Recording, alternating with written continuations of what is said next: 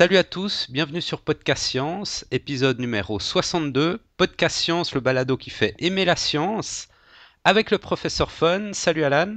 Salut Mathieu. Alors aujourd'hui, on a un invité spécial, on va parler de géologie.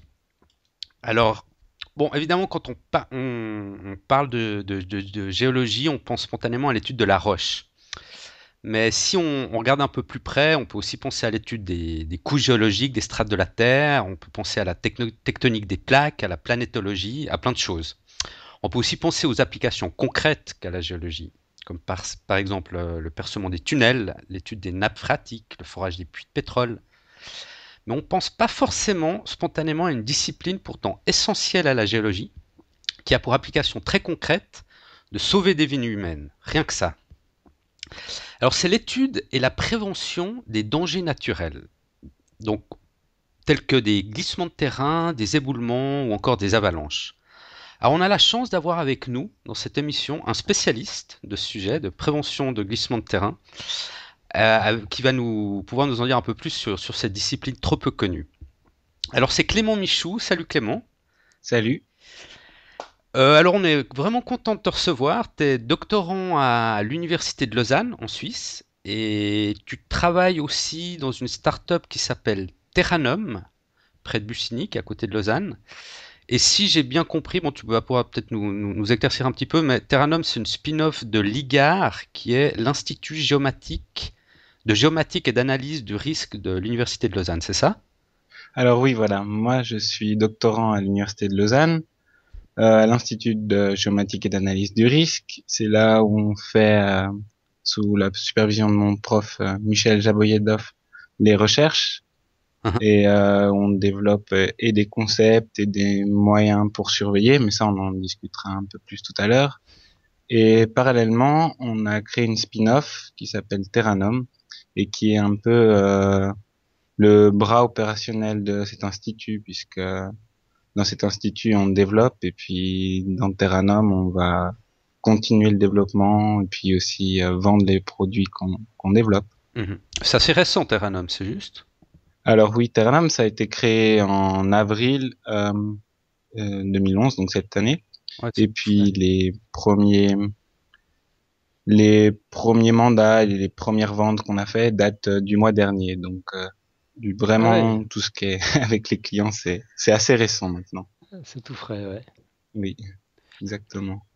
Alors, Ex- Oui, pardon, vas-y Mathieu. non, non, non, je voulais, est-ce que tu peux nous indiquer parce qu'on a dit qu'en fait, autant Terranum qu'à l'Institut géomatique, en tout cas dans le cadre de ton doctorat, vous travaillez sur la gestion des risques géologiques, c'est ça? Alors oui, c'est ça, on travaille sur les risques géologiques entre autres. Donc il y a plusieurs sortes de risques et nous on étudie principalement les dangers qui sont liés au relief, donc tout ce qui est glissement de terrain, glissement rocheux, donc les terrains meubles ou les premières couches du sol ou les glissements rocheux qui sont généralement plus profonds. Mais on va aussi étudier tout ce qui est chute de blocs, avalanche rocheuse. Donc ça, c'est quand un pan de montier de montagne s'effondre d'un coup. Uhum. Tout ce qui est lave torrentielle aussi. Donc c'est des coulées de boue qui vont, suite à des très grandes précipitations, vont être très fortement chargées en matériaux et pouvoir déplacer des rochers de plusieurs tonnes. Donc pour tout ce qui est ces dangers gravitaires, nous, on va travailler principalement sur la compréhension physique du phénomène, donc qu'est-ce qui se passe vraiment de l'échelle, on va dire, microscopique, plus ou moins à l'échelle macroscopique des versants, mais on va aussi regarder comment les cartographier, comment les surveiller. Puis également, dans cet institut, on va travailler sur des dangers un peu plus larges, des dangers naturels un peu plus larges, comme les avalanches de neige, les inondations, la grêle récemment. Ah ouais. Mais là, ça va être surtout comment cartographier ces événements-là et puis quelles seront les répercussions sur la société. C'est moins physique, mais c'est plus appliqué sur Mhm. ces dangers plus larges. Et la fonte des glaciers, vous faites aussi des travaux là-dessus ou? Non, ça a pas pas spécialement notre institut ici à l'université de Lausanne sur le permafrost, donc qui est le sol qui est constamment gelé et notamment le dégel de ces permafrosts, ça va être plus l'institut de géographie qui travaille là-dessus. Ok. Ok. Et donc vos recherches, vous les faites en laboratoire ou vous les faites sur le terrain? Alors justement, pour tout ce qui est danger gravitaire, donc glissement de terrain, euh, comme je disais, on travaille sur les compréhensions physiques et du coup, ça va être du laboratoire euh, avec des bacs à sable, par exemple, jusqu'au terrain. Et on travaille principalement sur le terrain avec plusieurs terrains un peu éparpillés par le monde, Et en laboratoire, D'accord. vous faites ça avec des bacs à sable? entre autres. Ah, c'est Oui, excellent. il faut bien jouer un peu. Bah ouais. Et donc géographiquement, vous êtes où? Vous étudiez quel coin de la planète? Donc en fait, ben, comme on est basé à Lausanne, nos principaux terrains ils vont se trouver dans le canton de Vaud et dans le canton du Valais, donc tout proche ici en Suisse. Mhm. Mais on collabore notamment et on a des terrains en France, en Italie, en Andorre, il me semble en Autriche, en Norvège, au Népal, au Canada, aux États-Unis, en Argentine. Et plus récemment, on est en train de monter même des projets de collaboration pour surveiller des glissements en Chine et en Corée du Sud. Donc Ah ouais, il y a on du boulot, essaye. hein. Ouais, c'est des grands pays, mais on essaye de varier les terrains de jeu et les collaborations pour étendre un maximum nos connaissances et puis aussi plus on collabore, plus on apprend des autres également. Mhm. Parce que vous travaillez avec d'autres instituts qui sont aussi dans ces pays-là ou... Donc pour les autres instituts, dans ces pays, on travaille avec plusieurs types. Donc en Suisse, on va beaucoup travailler avec les autorités communales ou cantonales. Et quand on travaille dans d'autres pays, on va travailler soit avec des universités comme le Polytechnique de Catalogne à Barcelone ou avec des services géologiques comme le service géologique argentin ou norvégien en fait. Ça dépend du pays. Mhm. Mhm. Ok. Et puis donc, on parlait d'évaluation des risques. Et alors, avant de pouvoir évaluer un quelconque risque, il faut d'abord comprendre à quoi on a affaire. Il faut avoir des données. Tu peux nous en dire un peu plus sur la nature de ces données? C'est quoi? C'est des cartes? C'est des indications chimiques sur la composition du terrain? Et puis, c'est des données qu'on trouve comme ça, que vous arrivez à obtenir ou vous allez les chercher? Vous les mesurez vous-même? Comment ça se passe? Alors ouais, déjà pour évaluer le risque, il faut en premier lieu comprendre le phénomène naturel qu'on veut évaluer. Donc c'est le phénomène naturel dans notre milieu, on appelle ça l'aléa. Donc D'accord? pour comprendre cet aléa, il faut plusieurs renseignements à l'origine. Donc ça, on va se renseigner auprès des services cartographiques locaux, comme ici en Suisse, ce serait Suisse Topo.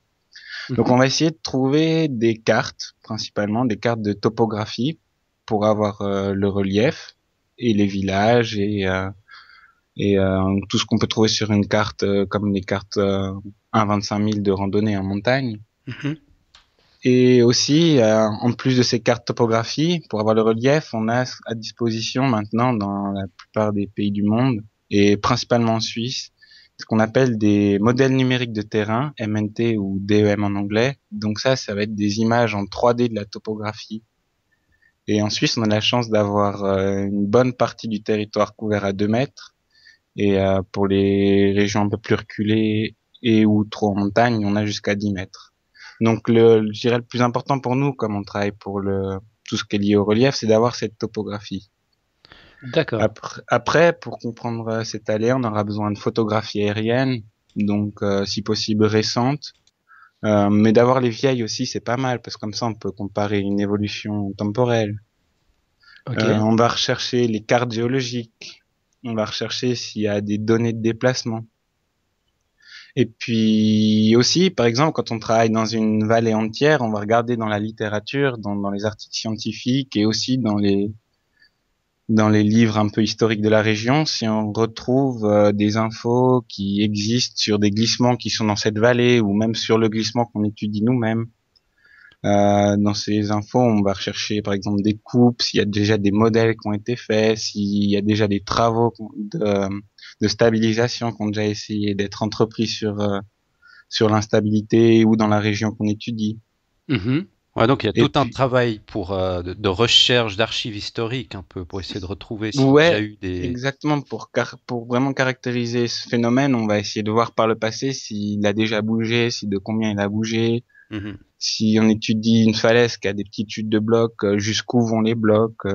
Enfin, des fois, dans les journaux, on va voir telle maison a été détruite par un bloc, et puis du coup, ça va nous renseigner mhm, également sur sur ces phénomènes.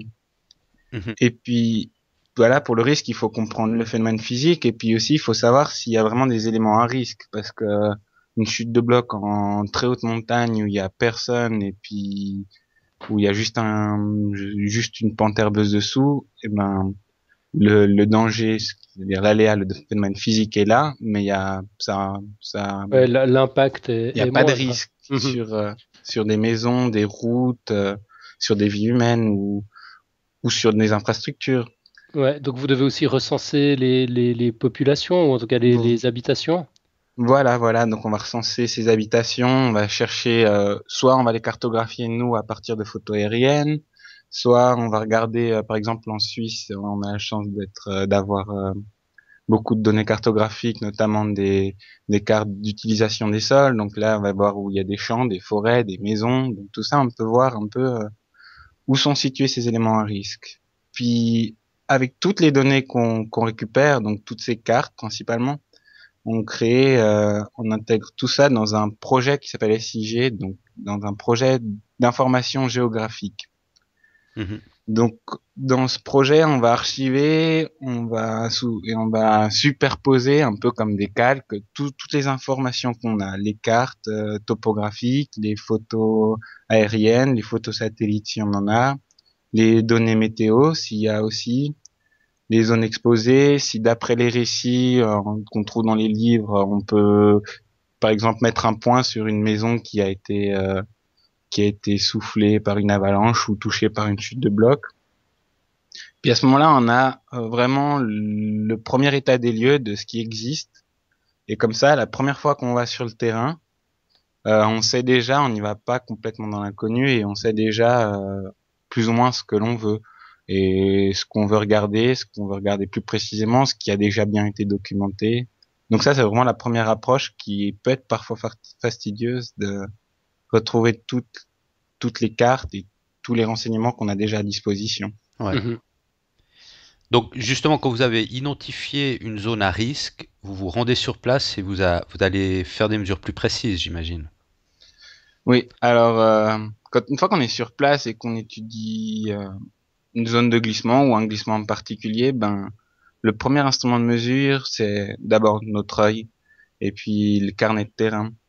On est une science naturelle et puis observer, émettre les hypothèses sur ce que ça peut aller, enfin se questionner, et ben c'est le premier outil, je dirais. Et en fonction de ce qu'on voit sur le terrain, on va adapter les solutions. Ah d'accord. Euh, Par exemple, pour caractériser une paroi rocheuse qui peut être sujette à chute de bloc, il va nous falloir une boussole pour mesurer les discontinuités, on prendra un mètre pour mesurer la longueur d'une fracture Attends, ou son ouverture. excuse-moi Clément, on a eu une petite coupure quand tu parlais de la Ah, boussole, tu peux juste reprendre? oui, bien sûr. Donc, je disais que pour ces parois rocheuses, on peut regarder avec les boussoles pour connaître l'orientation des discontinuités. On peut aussi mesurer avec un mètre pour connaître la taille des fractures, leur ouverture. Mhm. Et il y a, c'est vraiment pour caractériser ce qu'on appelle en géologie la structurale de la falaise, donc l'orientation des fractures, savoir quelles familles sont en jeu, s'il y a eu des plis ou pas, parce que ça c'est important pour savoir après où peuvent avoir lieu les chutes de blocs. Mhm. Et parfois on travaille dans des endroits où les falaises, ben, elles sont tout simplement inaccessibles ou trop grandes, et puis pour avoir comme un modèle de la topographie et un modèle 3D de ces falaises, on va utiliser un lidar. Donc le lidar, qu'est-ce que c'est? C'est une machine, c'est un laser qui permet de mesurer optiquement. Et cet instrument de mesure, il nous fournit des nuages de points représentant une topographie à haute résolution. En fait, Cet instrument, il envoie un faisceau laser dans une direction qui est connue précisément grâce à un jeu de deux miroirs. Et il va envoyer ce pulse laser et ce pulse laser va se réfléchir sur le terrain et revenir vers l'appareil. Mhm. Il va enregistrer le temps de C'est à la fois et connaître la un vitesse de radar. la lumière. On peut retrouver la distance d'acquisition. Ouais.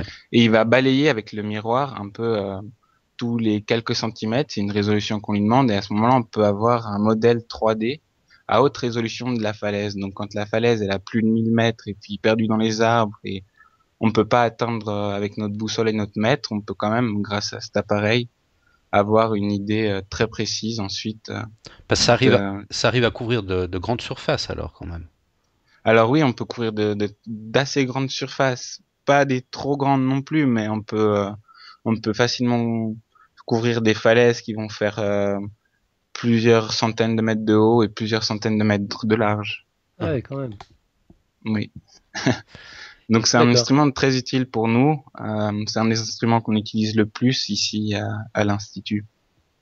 Et puis après, toujours dans ces mesures, une fois qu'on a caractérisé euh, la structurale de cette falaise, il faudra aussi quantifier les déplacements. Et pour cela, on dispose de nombreux outils de nos jours. Et puis, pour faire mieux, on les utilise de manière complémentaire pour recouper les informations, pour voir si on dit pas de bêtises. Donc, il y a le LIDAR, par exemple, parce que, comme on disait, le LIDAR, ça nous fait un modèle à haute résolution de la topographie. Et si on revient plusieurs mois ou plusieurs années après, qu'on reprend de nouveau cette topographie, et qu'après, une fois au bureau, on va superposer l'ancienne topographie et la nouvelle, on va pouvoir voir s'il y a des zones qui manquent. À ce moment-là, ça pourrait être des chutes de blocs. S'il y a une partie de la falaise qui s'avance, à ce moment-là, ça pourrait dire, ah, attention, là, il y a un glissement rocheux, on va le surveiller de plus près. Mhm.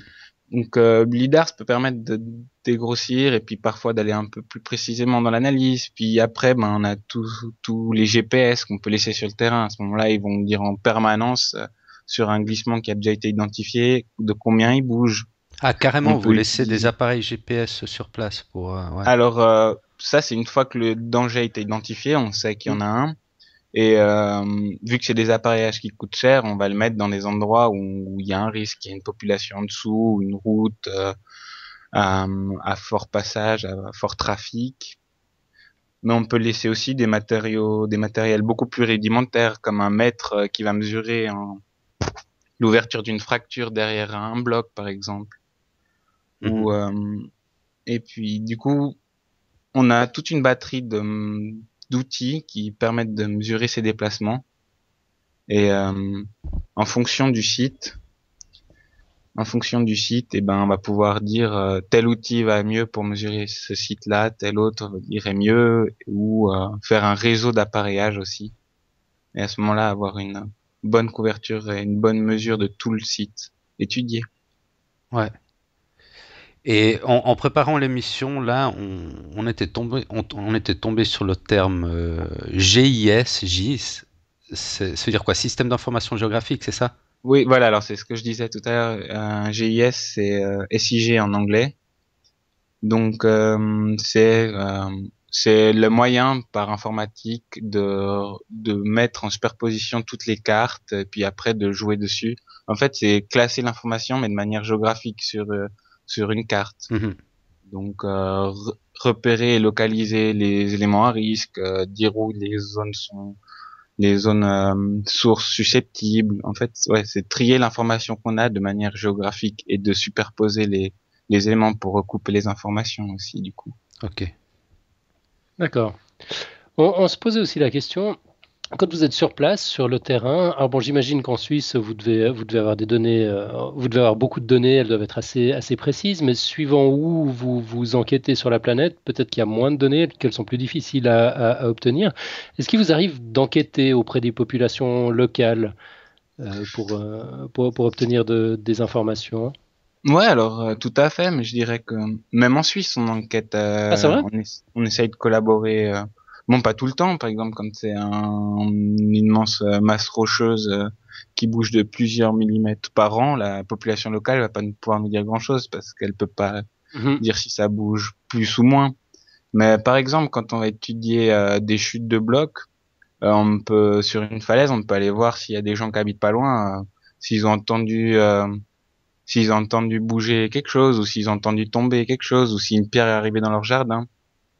Et D'accord. puis, d'ailleurs, par exemple, si on veut demander ça, il vaut mieux souvent demander si la pierre elle est tombée dans le jardin du voisin.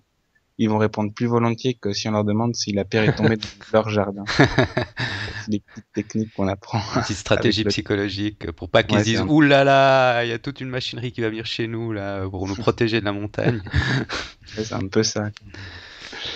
Et puis, quand vous travaillez en Amérique du Sud ou en Asie ou en Suisse alémanique, vous faites comment pour communiquer avec les populations locales? Ah, Vous dégainez votre assimile ou vous collaborez avec des équipes sur place? alors, heureusement pour la Suisse alémanique, on a deux, trois germanophones dans nos Ah, bureaux. Mais oui, quand on va généralement, d'autant plus à l'étranger, quand on va à l'étranger, c'est on collabore avec soit des services géologiques, soit des universités. d'accord. Et il y a souvent des locaux du coup qui nous accompagnent. Et c'est par leur intermédiaire qu'on peut discuter avec les populations. Donc quand on parle anglais, il n'y a pas trop de soucis. Espagnol, on se débrouille plus ou moins encore. Mais quand on va en Norvège, le norvégien, c'est un peu plus délicat. Ah ouais, ouais. Donc ouais, donc souvent, du coup, ceux avec qui on collabore, il y en a un ou deux qui viennent avec nous et qui nous servent et de guide et de traducteur, j'aimerais dire. Mhm. Mhm. Ok. Ouais, moi, je suis assez fasciné déjà à ce point de l'interview. J'avais une image du géologue ouais, que j'imaginais un peu geek de la roche, comme ça, très dans le matériau. Puis en fait, je me rends compte que pour obtenir des données, vous exploitez tous les moyens possibles, bon, ce qui semble logique après coup. Mais ouais, c'est cette combinaison de low-tech, de high-tech, de documentation de recherche d'informations, puis même de psychologie auprès des populations locales, c'est assez épatant. Ah ouais, merci. Moi, je crois que la psychologie, elle pourrait être encore plus améliorée et encore pour faire plus participer encore les populations locales, notamment dans les prises de décision une fois que un événement est survenu. Mais disons que c'est vraiment important parce que on a un métier qui finalement est vraiment basé sur l'opérationnel et l'opérationnel, on fait ça pour les gens. Mhm. Donc on se doit d'être avec eux, donc d'être psychologue aussi. Et puis les nouvelles Ouais. technologies, je dois dire que c'est assez récent, que c'est pas ancré dans tous les bureaux, mais que à l'université, on se doit être à la pointe des recherches en la matière en tout cas. Mhm. Tu sais Tu- si on commence à donner des cours de psychologie dans la fac de géologie ou bien? C'est exactement la question que j'allais poser. Est-ce que ces Alors aspects relationnels sont intégrés dans le cursus? alors pas vraiment, ça vient un peu avec l'expérience, mais pas dans le cursus de géologie, mais dans le cursus de sciences de l'environnement en master, il y a un cours de communication du risque qui est donné maintenant. Ok. Donc depuis 2 ou 3 ans, je sais pas exactement, comment communiquer avec les populations, comment communiquer dans les journaux. Euh, Mhm. disons que c'est de plus en plus enseigné. D'ailleurs, une ancienne master de chez nous est partie en Hollande faire une thèse sur communication du risque. Donc finalement, c'est de plus en plus à la mode Ouais. parce qu'on se rend compte qu'on a besoin de savoir communiquer aussi. Mhm.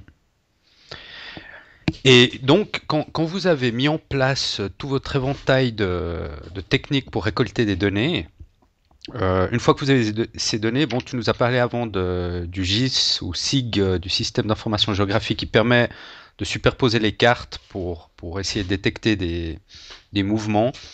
Mais ça passe uniquement. Donc, une fois que vous avez toutes ces données, vous évaluez le risque par ce genre de simulation ou vous faites aussi des maquettes où il y a des logiciels spécifiques que vous utilisez. Comment ça se passe? Donc en fait, c'est souvent ça va être en plusieurs étapes comme toujours et puis bien sûr c'est modulable à chaque cas. Heureusement ou malheureusement, on fait un métier où faut un peu tout le temps réfléchir et puis il n'y a pas de solution préétablie. Mhm. Mais de manière générale, pour évaluer le risque, comme un peu comme pour la même chose pour récolter les données, la première chose à faire c'est d'évaluer l'aléa. Et l'aléa, le phénomène physique. Et pour ça, il faut connaître, il y aura deux éléments clés en tout cas. Ici, ça va être dans un premier lieu de connaître l'ampleur du phénomène, de, de prendre ces données de déplacement, soit par lidar, par mètre, par GPS, comme j'ai dit tout à l'heure. Et puis, pour connaître ces déplacements, connaître l'ampleur des phénomènes, ça va nous permettre de savoir des probabilités d'occurrence. Ok, ben par exemple dans cette région-là, il va y avoir 2 blocs par an qui tombent ou un bloc tous les 30 ans, un bloc tous les 300 ans. D'accord. Et une fois qu'on a ces probabilités d'occurrence, il faudra savoir jusqu'où ils peuvent aller, ces blocs. Et c'est à partir de là, on va faire des modèles, par exemple des modèles de propagation. Parce que cartographier, savoir qu'une zone c'est une zone source, c'est bien, mais il faut savoir dire aussi jusqu'où peut aller le bloc qui tombe. Et, et avec quelle énergie aussi, parce que s'il tombe avec une énergie de 30 kilojoules, et ben il va pas détruire ou inférieur à 30 kilojoules, il va pas détruire un mur en bois. Et supérieur, il va commencer à pouvoir détruire. Et 300 kilojoules, il peut détruire des murs en béton. Donc tout ça, c'est important pour savoir si une maison peut se situer à un tel endroit, pour savoir si un habitant il va être en danger même à l'intérieur de sa maison. Et donc ces propagations et ces énergies, on va surtout les voir avec des modèles. Donc il y a plusieurs types de modèles. Et des modèles un peu conceptuels qui sont vraiment basés sur les lois de la physique, les lois de la balistique, par exemple. Il va y avoir des modèles empiriques aussi qui sont vraiment basés sur l'observation d'événements passés. Et puis on a remarqué que tel type de roche va se comporter de telle manière, on ne sait pas forcément l'expliquer, on l'explique à peu près.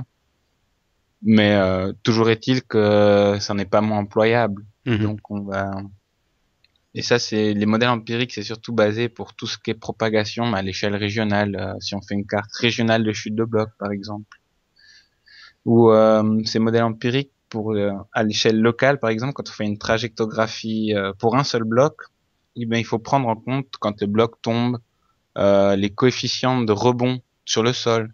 Est-ce que le tel type de sol va plus absorber la masse, l'énergie, pardon, et à ce moment-là, le bloc ira moins loin de fait, ou est-ce qu'il va taper contre un caillou qui est très dur et à ce moment-là, il va restituer toute l'énergie puis il va faire un bond encore plus haut le caillou et la trajectoire ira encore plus loin. Et puis, comme je disais tout à l'heure, on a les derniers modèles, c'est un peu là, c'est la partie un peu marrante, c'est qu'on fait dans les bacs à sable aussi. Donc dans les bacs, on va remplir le bac, on va mettre de l'eau, puis on va regarder au bout de combien de temps. Bien sûr, on va faire une pente, puis on regarde au bout de combien de temps le glissement se crée. Et ça nous permet, ce genre de modèle, de détecter des déplacements, les déplacements précurseurs qui sont les prémices d'un grand glissement généralisé, on va dire, de toute la pente. Et à ce moment-là, on peut faire des cartes de vitesse, puis on dit attention, à partir de telle vitesse, on risque un glissement plus général. Ouais, on voit qu'il y a beaucoup de choses, ça implique beaucoup de choses, hein, vos travaux. Ouais, faut vraiment les sciences naturelles puis la géologie, c'est vraiment jouer sur plusieurs échelles et de taille et de temps en fait. Et puis ça implique aussi plusieurs modèles, donc la trajectoire simple, à la trajectographie à l'échelle régionale, et puis du coup ça va pas être les mêmes modèles forcément utilisés derrière. Un modèle local se doit d'être plus précis qu'un modèle régional, par exemple, tout à fait. Ouais. Donc pour finir d'évaluer le risque, ben une fois qu'on a caractérisé l'aléa, et ben il faut savoir où sont les populations et les infrastructures menacées, et puis après pouvoir répondre aux questions, ben par tel aléa dont j'ai telle propagation, combien de personnes sont menacées, combien de bâtiments, et puis on va raisonner en termes de probabilité ou d'intersection entre les zones de danger et des maisons. Puis ça peut aller plus loin. Par exemple, en Norvège, on va devoir on a beaucoup la problématique de glissements qui peuvent tomber dans des fjords. Donc on va dire que c'est pas très grave, finalement, c'est que de l'eau. Mais le problème, c'est que les masses rocheuses sont tellement grandes que ça va faire des tsunamis. Ces tsunamis, ils vont mettre en danger les populations qui habitent au bord des fjords. Ah ouais. Donc ça peut cette problématique de trouver les populations à risque, elle est pas juste dessous le rocher, quoi. Il faut voir un peu plus loin aussi. Ouais. Ouais, effectivement. Et donc, vous utilisez des simulations logicielles Euh, pour prendre en compte tous ces paramètres? oui, donc souvent on va utiliser des modèles qu'on doit trouver, soit de propagation, soit de probabilité de rupture aussi. Et Mhm. puis bien sûr, ces modèles, on va les faire par l'intermédiaire de logiciels. Et ces logiciels, en fait, ils sont souvent assez pointus, assez spécifiques, monotâches, mais ils doivent de le faire bien. Et ils doivent intégrer constamment les dernières découvertes pour être à jour sur le sujet. Et donc, en fait, c'est que dans de nombreux cas, ben, la recherche fondamentale sur ces phénomènes, ben, doit s'accompagner sur l'écriture de ces logiciels parce qu'ils n'existent pas pour le coup. Ils sont Ah ouais, tellement c'est ça. pointus qu'on D'accord. se doit de les écrire nous. Donc D'accord. vous devez aussi savoir programmer et développer un software, donc comme Oui. tâche additionnelle à tout ce que tu nous as Alors, dit. alors, je tiens à dire que ben, moi, pour le coup, personnellement, je sais pas, mais dans notre institut, il y a un pôle d'anciens géologues et d'ingénieurs en génie rural et même d'hydrologues. Donc, c'est vraiment des parcours variés qui se sont mis à la programmation parce qu'au début, ils en avaient besoin, puis finalement, maintenant, ils regardent quels sont les besoins, qu'est-ce que nous on a besoin, et puis nous on les aide à implémenter en disant ce qu'on veut, en testant, et puis eux ils font ces logiciels orientés métier. Mhm. Euh, D'accord. ben par exemple, je sais pas, pour dans notre institut, nous on a deux exemples de logiciels qu'on a dû développer parce que personne d'autre ne le faisait et puis que ça n'existait pas, et pourtant on en avait vraiment besoin.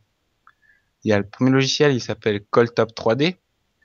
Donc ce logiciel-là, par exemple, il va prendre les données LIDAR. Donc le LIDAR, c'est la machine qui reconstitue la topographie à très haute résolution. Le Mhm. laser, là. Ouais, voilà, le Mhm. laser. Et puis avec ce logiciel, on va pouvoir retrouver assez rapidement l'orientation des surfaces, des discontinuités, des failles de cette falaise, ou même des fois on se calme dans des tunnels. Euh, et du coup, grâce à une représentation de système de couleurs qui était unique et que personne n'avait pensé à faire avant, et puis une architecture qui a été construite pour le lidar, et ben maintenant on peut ouvrir des très grands fichiers de données 3D parce que c'est souvent plusieurs millions de points, c'est des fichiers qui peuvent faire jusqu'à 1 giga. Donc c'est vraiment lourd, et puis il faut pouvoir traiter ces données, c'est pas le tout de les récolter sur le terrain, mais si on n'a Mhm. pas de logiciel qui les traite, qui sont suffisamment puissants pour gérer des grands données de des grands nuages de points, c'est un peu ballot. Mhm. Et puis du coup, on peut après visualiser très rapidement, exporter très rapidement ces familles présentes qu'on peut retrouver sur les scans. Puis je dirais aussi que le deuxième exemple de logiciel qu'on a dû développer parce que personne d'autre ne le faisait, il s'appelle Flower. C'est un logiciel qui permet de propager des cailloux lors de chutes de blocs, mais aussi de laves torrentielles et d'avalanches neigeuses. Donc dans ce logiciel, on va rentrer les zones sources potentielles de différents types d'aléas, donc de chute de blocs, d'avalanches. Et puis dedans, on a implémenté différentes lois de propagation. Donc ces lois de propagation, on les a pas trouvées, on les a retrouvées dans la littérature, elles étaient déjà publiées. Et implémenter, du coup, pour tel type de phénomène, on va pouvoir choisir tel type de loi de propagation qui va bien, et puis on va pouvoir calibrer. Et un petit exemple, ben, avec ce logiciel, un des premiers tries que j'ai dû faire en rentrant dans cet institut, lorsque j'ai commencé ma thèse, c'était de cartographier toutes les zones potentiellement atteignables par des avalanches de neige pour la commune de Bagne en Valais. Donc Bagne, c'est la Mhm. commune où il y a la station de ski de Verbier. Donc c'est vraiment des logiciels très pointus mais très concrets derrière, dont les retombées sont assez concrètes. Mhm. Et, et en fait, quand vous mettez toutes ces informations dans ces softwares, vous obtenez en fait des modèles de cartes avec des zones de couleurs, tu nous as dit. Et en préparant l'émission, on avait vu que vous appelez ça un Digital Elevation Model, c'est ça?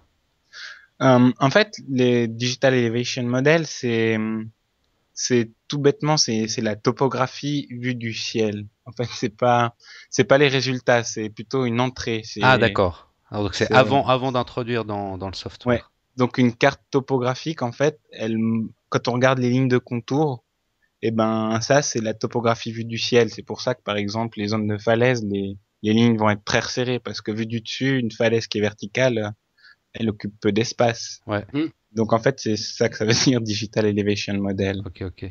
d'accord. Mais par contre, alors en sortie de ces softwares, vous obtenez des modèles avec différentes couleurs. En fait, c'est souvent représenté avec des couleurs, c'est ça, les zones à risque.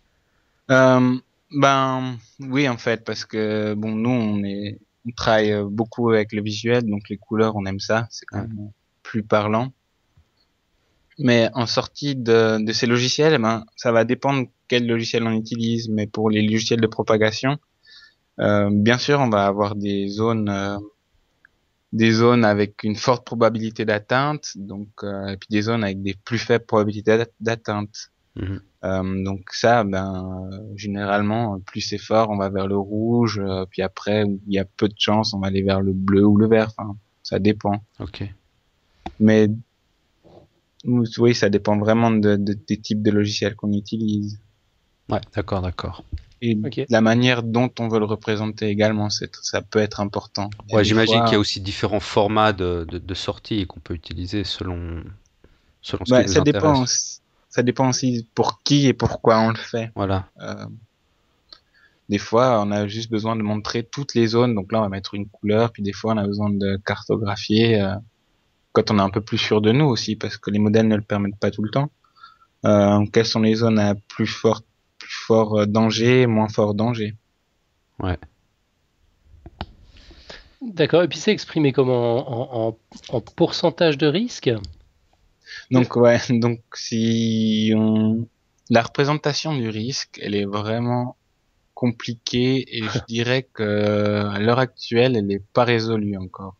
D'accord. Si on prend le cadre de la Suisse, qui est comme un pays développé, et puis c'est un peu la même chose dans tous les pays européens, France, Italie ou Norvège, même Canada, Mhm. le principal, enfin surtout en Suisse, ce qui est fait de nos jours, c'est la carte de danger. Donc le danger, c'est l'aléa. Donc c'est lui qui est représenté sur les cartes et c'est pas le risque. Donc la différence, c'est que les cartes de nos jours, elles parlent surtout de l'événement en lui-même, donc l'événement naturel et non de son interaction avec les populations. Et sur ces cartes de danger, on va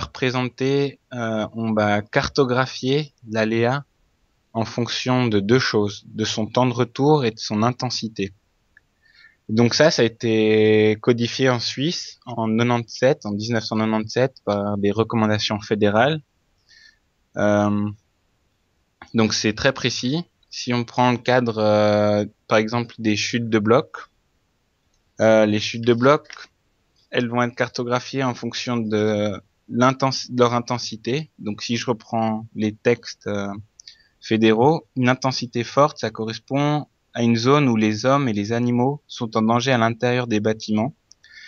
Il faut s'attendre à des dégâts considérables aux bâtiments allant jusqu'à leur destruction.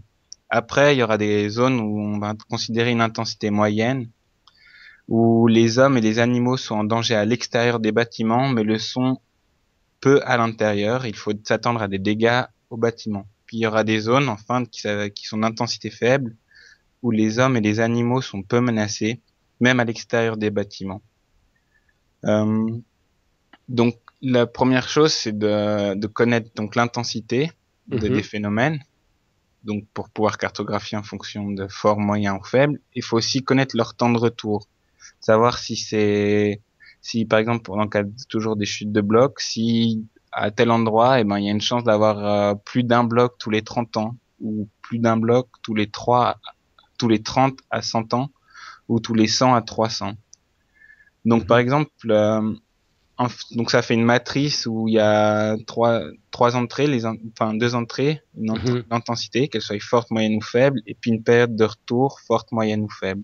Et à D'accord. ce moment-là, on va faire des trois zones Et puis là, effectivement, c'est des zones de couleur et dans les recommandations fédérales, on va parler de zones rouges. Donc c'est des zones où l'intensité va être forte et le temps de retour élevé. Donc c'est des zones où il est interdit de construire. Après, il y aura les zones de danger bleu où l'intensité est moyenne et puis les temps de retour moyens, où c'est des zones de réglementation. Donc les bâtiments devront avoir des normes de sécurité minimum suivant certaines énergies calculées. Et puis après, il y aura les zones de danger jaune. C'est des zones de sensibilisation, donc la population doit être au courant. Donc en Suisse, de nos jours, pour résumer, c'est vraiment le danger qui est représenté, et c'est le danger qui fait foi législativement, je dirais. Ouais. Et l'étape d'après, c'est d'aller vers les cartes de risque. Et pour ça, il n'y a pas encore de solution, il n'y a pas de loi. Et d'ailleurs, il y a plusieurs collègues ici à l'IGAR qui font leur thèse sur comment passer des cartes de danger aux cartes de risque. Donc ça, c'est mais l'idéal, ce serait essayer d'avoir un standard international aussi pour ces cartes de risque, non? Alors, oui, le standard international, mais il faut dire que toutes les populations ne répondent pas pareil au risque non plus. Et que ce serait pas praticable dans tous les pays. Les standards qu'on va avoir en Suisse vont pas pouvoir être exportables en Argentine ou au Népal, par exemple. Oui, d'accord. Il y a des tentatives dans des publications qui font et européennes et mondiales et mondiales qui tentent de mettre un peu des standards. On arrive de plus en plus à avoir des standards dans tout ce qui est danger, mais le risque, c'est vraiment encore en construction, je dirais. D'accord. Donc, une fois que vous avez récolté toutes ces données, vous avez effectué des simulations, un traitement logiciel, vous avez déterminé une zone à risque, qu'est-ce qui se passe? Quelle stratégie vous adoptez pour éviter le risque? Quel type d'opération de prévention vous faites? Vous allez alerter les autorités? Vous faites des recommandations pour monter une protection, que sais-je, comment ça se passe? Alors, comme toujours, ça va dépendre, mais il y a plusieurs solutions. Une fois qu'on a identifié un danger, on sait qu'il existe et puis on sait qu'il y a des populations ou des infrastructures qui peuvent être touchées et atteintes par ces dangers. Il y a plusieurs solutions. Il y a d'abord, on peut éliminer le danger. Pour ça, si c'est un bloc, on peut l'ancrer. Si c'est un glissement de terrain, on peut essayer de le drainer. On peut purger les falaises au-dessus des routes, par exemple. Mais ça va pour les instabilités de petite taille. Si c'est tout un versant qui risque de bouger, on peut pas faire grand-chose. Et à ce moment-là, on va devoir passer à l'étape du dessus. C'est bon, puisqu'on peut pas annuler ce danger, on va faire en sorte que s'il arrive, qu'il y ait personne à ce moment-là dessous, et pour ça, on va déplacer la population lors d'une catastrophe. Donc, pour pouvoir déplacer la population, on peut faire comme en France. C'est déjà arrivé qu'ils déplacent tout un village de manière définitive. Mais ça peut pas être applicable partout et en tout temps. Donc la plupart du temps, ce qu'on va faire, c'est faire une surveillance en continu des déplacements sur un glissement. Donc si on prend des glissements rocheux les plus surveillés et les plus connus dans le monde, qui s'appelle le glissement d'Åknes en Norvège, c'est un immense glissement rocheux qui menace de tomber dans l'un des plus beaux fjords de Norvège, et ce glissement, il peut créer un tsunami et à ce moment-là détruire tous les villages aux alentours.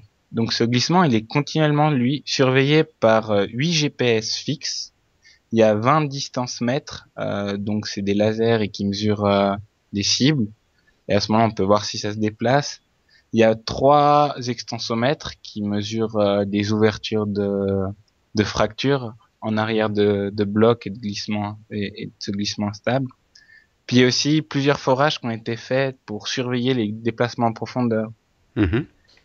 Donc sur ce glissement, si plusieurs capteurs notent une accélération en même temps, il va y avoir une alerte.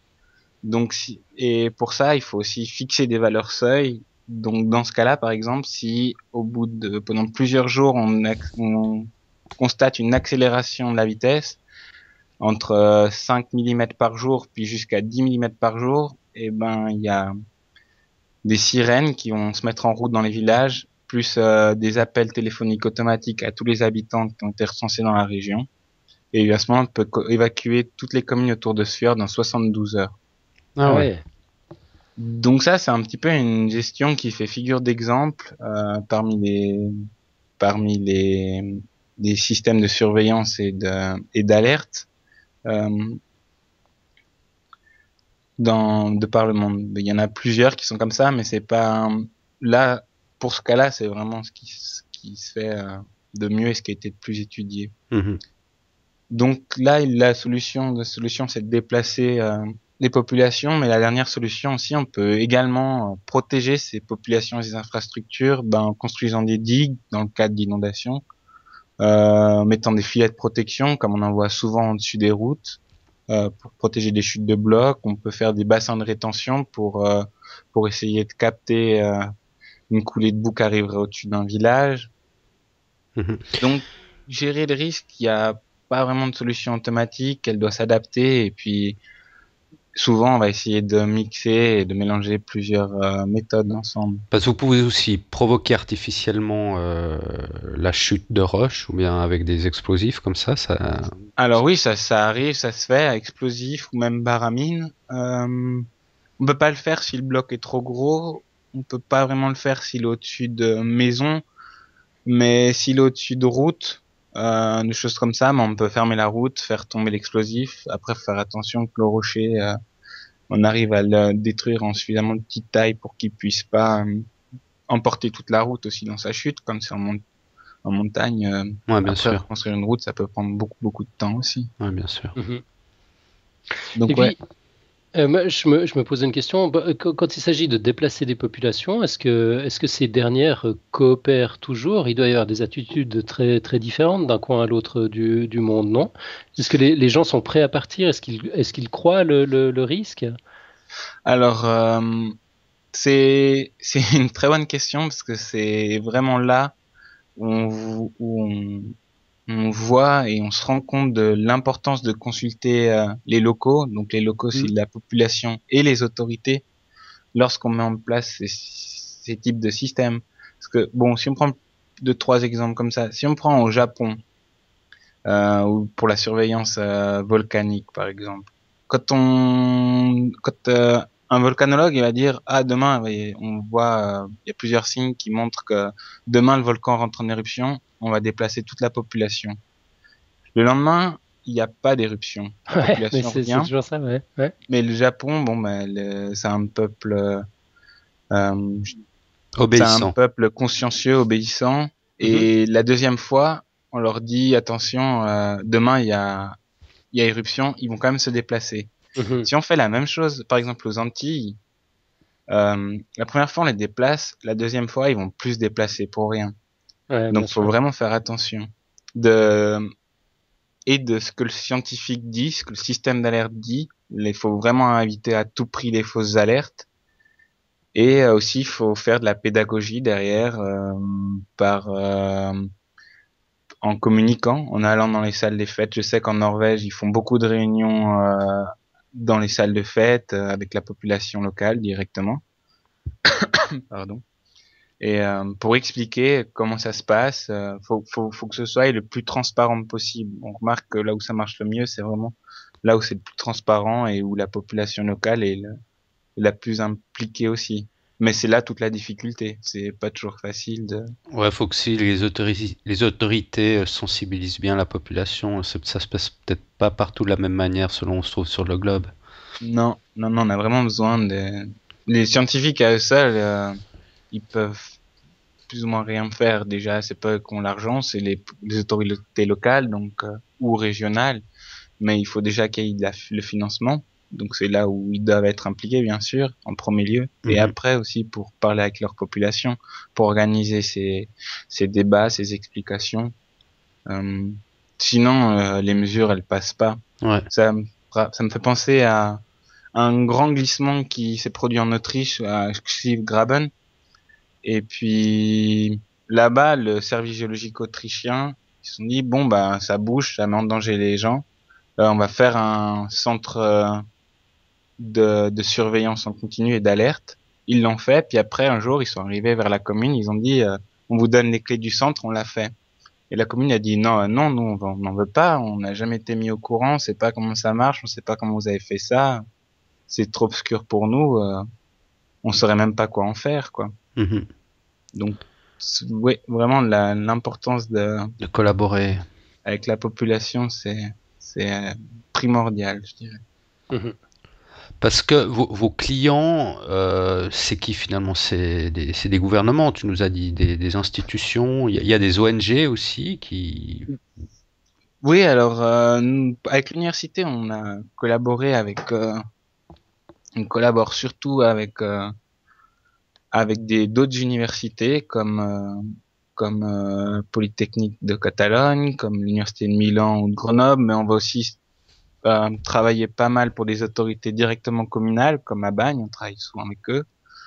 On travaille régulièrement avec les cantons du Valais, de Vaud, Mhm. et des ONG, on travaille plus pour les pays en développement avec les ONG.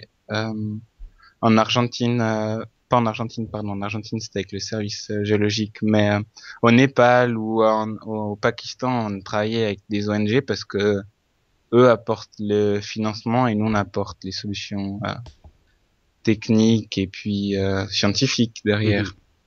Et vous, vous êtes quand même leader sur ce domaine. Enfin, je sais pas si moi je suis népalais, je sais que dans ma région il y a un risque d'éboulement. Bon, je vais m'adresser peut-être au service de géologie local, mais eux, ils vont faire quoi? Vous êtes connus, ils vont s'adresser. Comment ça va se passer? Vous faites de la Ah, promotion pour vous faire dans connaître, je sais pas.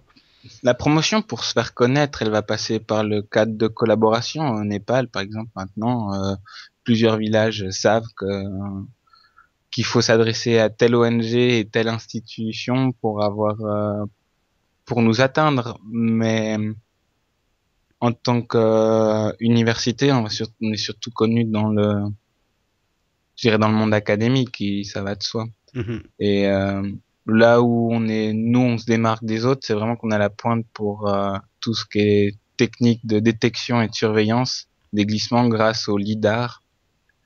Donc c'est cet appareil laser Ouais. Mhm. et pour la surveillance des glissements, des coulées de boue et aussi, ben comme je l'ai dit, pour développer ces logiciels euh, très pointus et très sophistiqués dans nos domaines. Et ce lidar, il est uniquement utilisé dans votre domaine d'expertise ou il est aussi utilisé dans d'autres disciplines?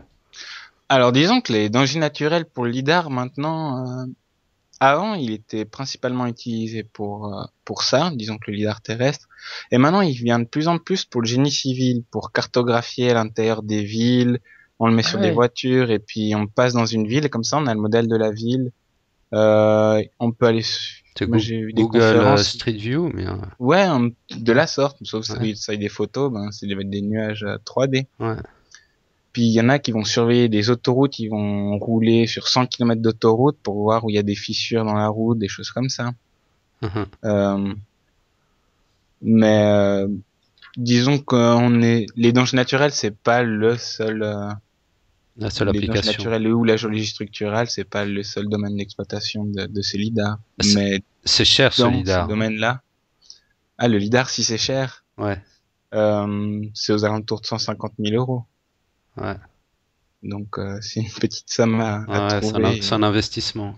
C'est un investissement à long terme, mais qui en vaut vraiment la peine si on veut travailler proprement Mhm. de nos jours.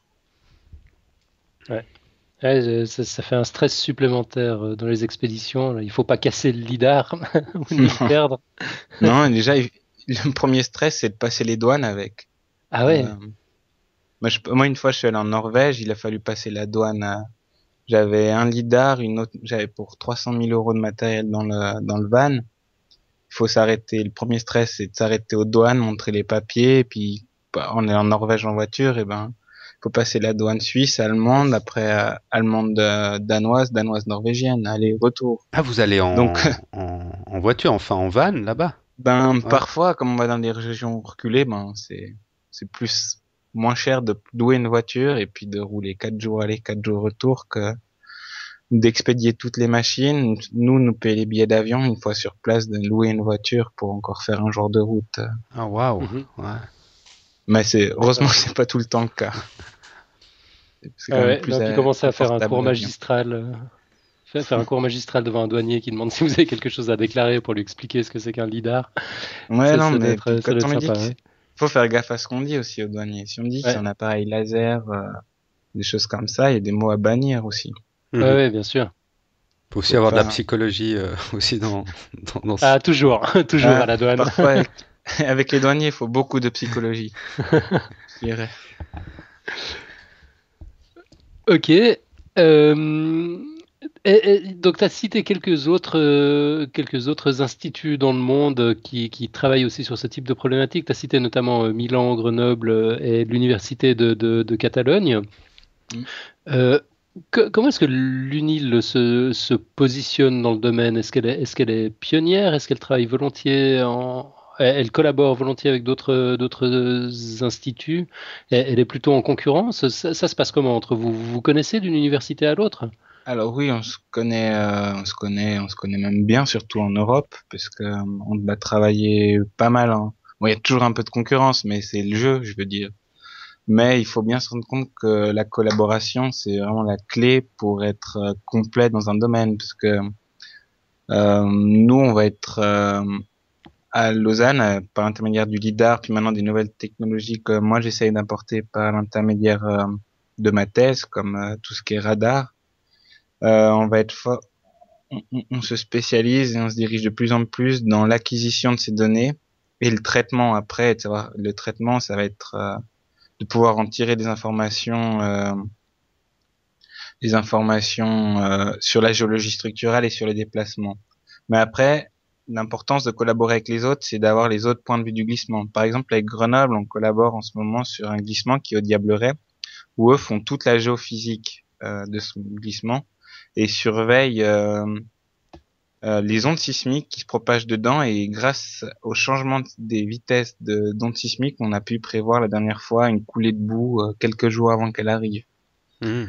Et donc nous, dans si je peux appeler ça un consortium, enfin dans cette collaboration, Grenoble va s'occuper de la géophysique, va nous renseigner là-dessus, et nous on les renseigne sur les déplacements qu'on peut surveiller. Et à ce moment-là, en croisant nos informations, on a pu mettre en évidence certaines recherches. Ouais. Avec Barcelone, et ben eux, ils sont aussi très bons pour tout ce qui est chute de blocs, mais dans l'étape d'après, c'est-à-dire dans le calcul du risque, puis même la vulnérabilité d'un bâtiment par rapport aux chutes de blocs. Mhm. Donc je sais que nous, avec eux, on est déjà allé faire du lidar à Andorre, dans la principauté, pour pouvoir avoir les falaises, la topographie des falaises, et que après, à partir de ces lidars, on a vu où pouvaient chuter les blocs, et puis calculer la vulnérabilité d'un bâtiment. Si je prends un bloc sur un pilier central, qu'est-ce que ça fait? Ou si je prends un bloc sur une paroi qui, je dirais, pas porteuse, quelle est l'influence? Ouais, tout à fait. Et Donc, oui, oui, vas-y. pardon. Non, je voulais finir en me disant que, bah, par exemple, avec l'université de Vancouver, l'université Simon Fraser, ben, une fois qu'on a ces déplacements, eh ben, il faut aussi faire les modèles en 3D de ces glissements, mais en profondeur aussi, pour savoir sur quelle surface le glissement glisse, vraiment la modélisation 3D.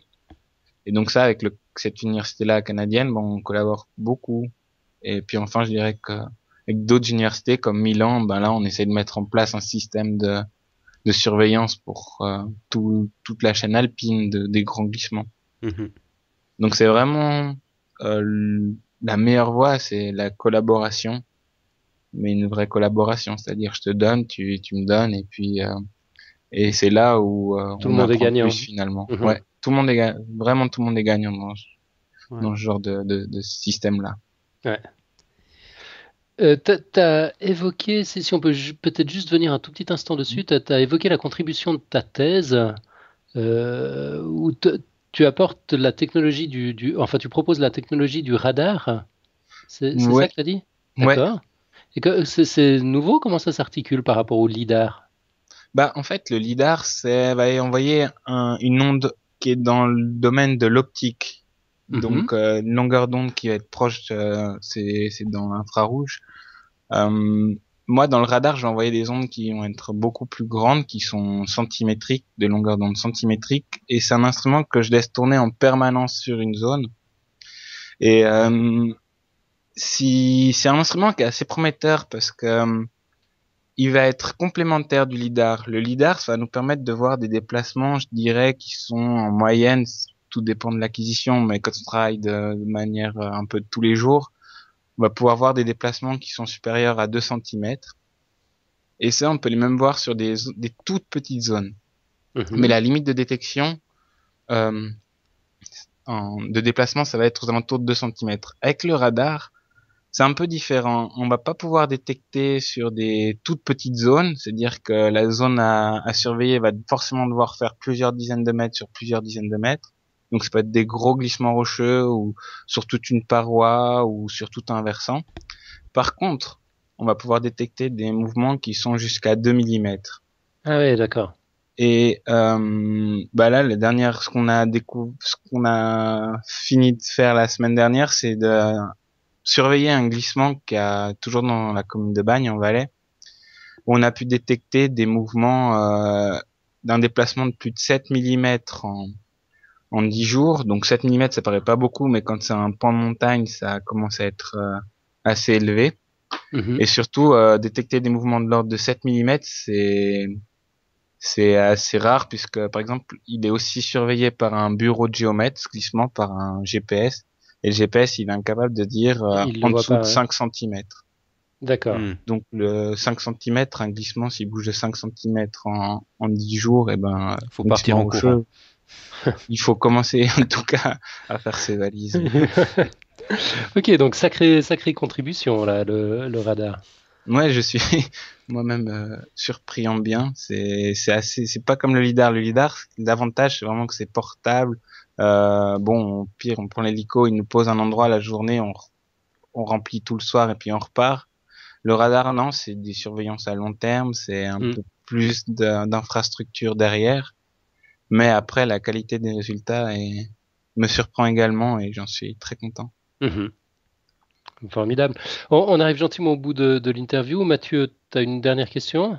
Ouais, ben, tu as mentionné avant que vous aviez réussi à prévoir une coulée de boue. Quelle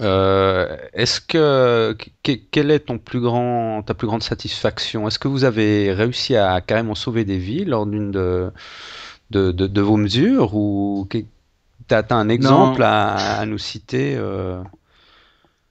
euh, bon, plus grande satisfaction, je sais pas.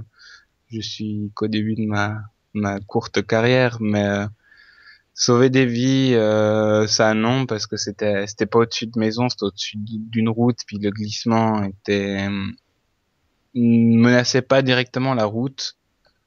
Euh, mais disons que mes plus grandes satisfactions, c'est quand on me dit attention, là c'est en train de bouger, et puis que les gens du coup font attention, et quelques jours après, on voit que ça tombe, et ben je dirais qu'après les gens ils nous prennent plus au sérieux, et puis dans le coup d'après, quand on leur dit attention, ça va peut-être tomber, ils nous écoutent, et puis ils font en sorte de gérer le risque, comme on disait Mhm. tout à l'heure. Ouais.